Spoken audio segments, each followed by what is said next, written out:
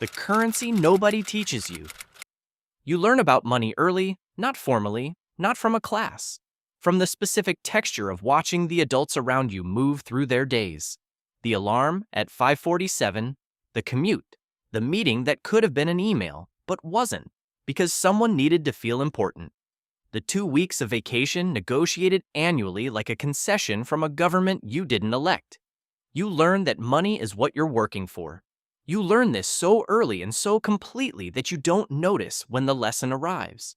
It's just true, the way gravity is true. You don't question it. You organize your decisions around it. What nobody teaches you is that money is not the scarce resource. Time is the scarce resource. Money is just one of the tools you can use to buy it back. The difference between those two sentences is the entire distance between a life that feels like freedom and a life that feels like a well-compensated trap. Most people never locate that distance. They optimize for the wrong thing their entire lives and arrive at the end with a retirement account that is technically sufficient and a recurring sensation that something got away from them somewhere, though they cannot name exactly when. There are 6 levels between owned and free. Most people never make it past the second. Not because they lack ambition, because they never learn to measure the right thing. This is what the levels look like. Level 1, time sold. You are here by default. You wake when the schedule requires. You move when the structure allows. You eat lunch at the hour designated for lunch. You request permission to attend your child's school play. The request is called a time-off form. You fill it out. You wait. At level 1, your time belongs to someone else in exchange for money. This is the trade. It is not inherently bad. It is, for most people, the necessary beginning. But it becomes a problem when it stops feeling like a beginning and starts feeling like the entire map. The specific cruelty of level 1 is that it is comfortable enough to stay in. The paycheck arrives. The benefits exist. The structure removes the burden of deciding how to spend your hours, which is a relief if you've never examined what that relief costs you. What it costs you is your time. All of it. 40 hours a week minimum, which is 2,080 hours a year, which is roughly 25% of your waking life. And that's before the commute, before the mental overhead, before the Sunday evening dread that technically isn't working but functionally is. Most people spend 40 years at level 1. Then they retire. Then they have the time and not the energy. The sequence was always the problem. The exit from level 1 is not a raise. A raise keeps you at level 1 with better numbers. The exit is understanding that the goal was never more money inside the trade. The goal is to change the nature of the trade entirely. Level 2. Time leveraged. You do the work once, it pays you more than once. This is the conceptual shift that separates level 2 from everything below it. It does not require that you stop working. It requires that some of what you produce continues to produce after you stop. A royalty, a rental, a business system that runs without your daily presence. Content that earns while you sleep. Code that solves a problem for someone at 3 in the morning in a time zone you've never visited. Level 2 is where most financial freedom conversations stop. People talk about passive income the way they talk about a destination, a place you arrive at and then rest. But level 2 is not rest. Level 2 is the platform. It's the first moment where your time and your income are no longer directly proportional. The mistake most people make at level 2 is celebrating too early. You built one stream, one rental property, one digital product, one affiliate relationship, and the income is real and the leverage is real, but the freedom is incomplete. Because one stream is a bridge made of one plank. It holds if everything holds. But you are still one broken tenant, one algorithm change, one platform policy away from being back at the negotiating table. Level 2 is necessary, it is not sufficient. Level 3, time buffered. The number is different for everyone, but there is a number.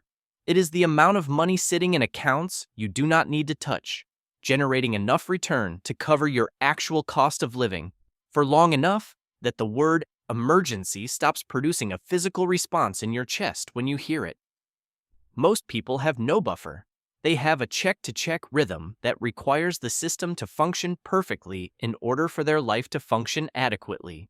One job loss, one medical event, 1 month where 3 things break at once, and the entire structure requires emergency reconstruction. Level 3 is not wealth. Level 3 is insulation. It is the specific freedom of being able to say no to a bad opportunity because you are not desperate enough to say yes. This matters more than almost anything else in the compounding of a financial life, because the worst decisions people make with money are made under the pressure of not having enough of it. The person negotiating from fear always loses to the person negotiating from patience. Level 3 buys you patience. 6 months of expenses is the commonly cited number. It is the floor, not the ceiling.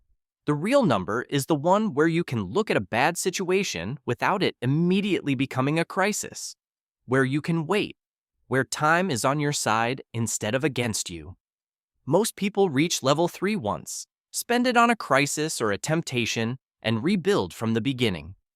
The people who stay at level 3 treat the buffer as a non-negotiable before everything else. Level 4, time optioned. This is the level most people confuse with freedom. It looks like freedom from the outside. It is something more specific. You have enough that you could stop. You choose not to. That choice is yours. Level 4 is the point where the math, for the first time, works without you. Your assets generate enough return to cover your life indefinitely. The principal does not need to decline. You could walk away from the work tomorrow and arrive at the same place financially in 10 years. But you don't walk away. Because walking away is not the point.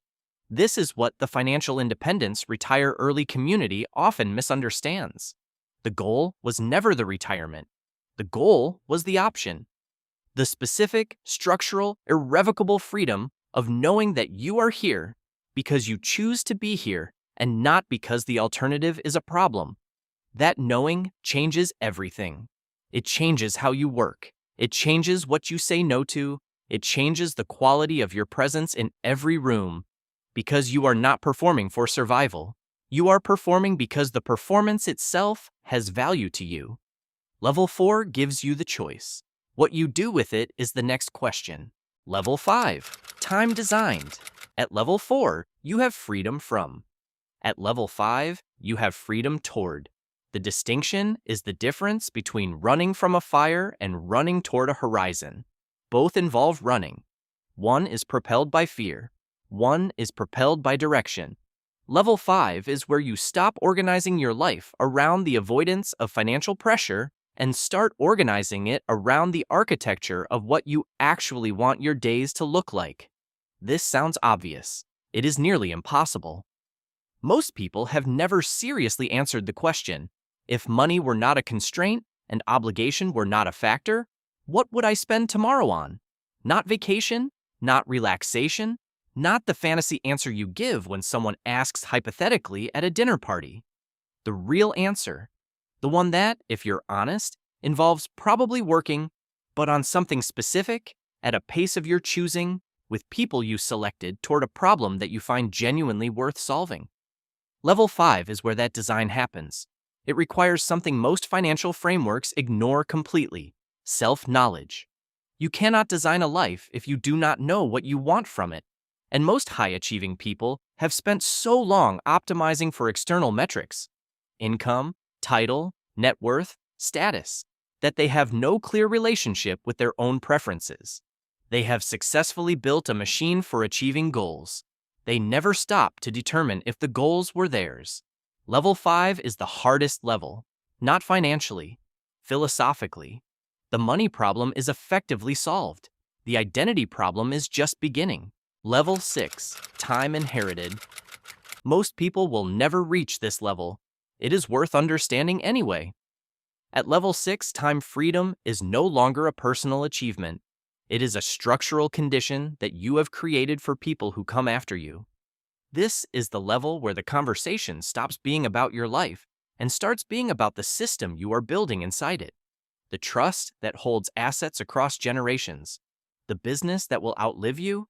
The investment philosophy that your children's children will execute without remembering your name in the decision. The people who reach level 6 are not necessarily the ones who wanted it most. They are the ones who understood earliest that the compound effect of time is not just financial, it is institutional. An institution is just a set of decisions that survive the person who made them. The family office that manages $4 billion today is the result of someone 2 or 3 generations ago who made slightly better decisions than they needed to and built structures around those decisions that were designed to outlast them. They did not experience the $4 billion. They experienced the beginning of a system. The $4 billion is what the system did with time. Level 6 is not about money. It is about time horizons. Most people think in quarters, some think in years, a few think in decades. The people who build level 6 institutions think in generations. They make decisions for people who are not born yet. They build systems that will be inherited by people who will not fully understand where the foundation came from. They plant trees in whose shade they will never sit. This is not noble in a self-congratulatory way. It is simply a longer way of thinking. A different unit of measurement. Most people optimize for their lifetime. A few optimize for the continuation of something larger than a single lifetime.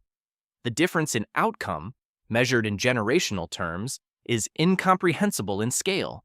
The real question. Here is the thing about the 6 levels. You can know all of them and still spend your entire life at level 1, because information is not the constraint.